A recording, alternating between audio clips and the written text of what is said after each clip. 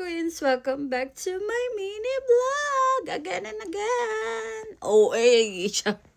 Char. So for today's video guys, ang pag-uusapan natin is regarding issues with Senator Joel Villanueva. So may mga JIL members na ba na umalis sa simbahan dahil kay Senator Joel? Ano ba talaga yung nangyari?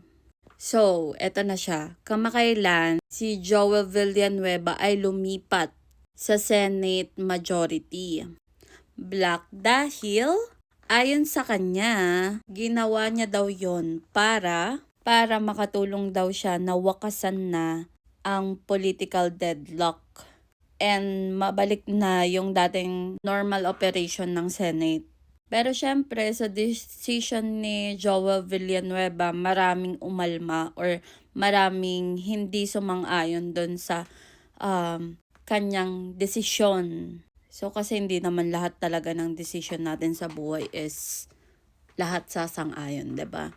So, maraming mga member ng JIL or Jesus is Lord Church ang nagpahayag ng kanilang mga pagkadismaya through social media. So, dinaan nila yun sa social media. Ano ba? Char.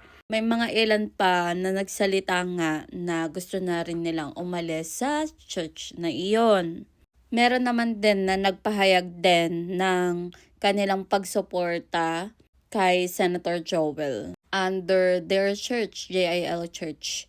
Yung mga totoong sumusuporta kay Joel. And the question is, dapat bang ihiwalay ang pananampalataya mo sa politika?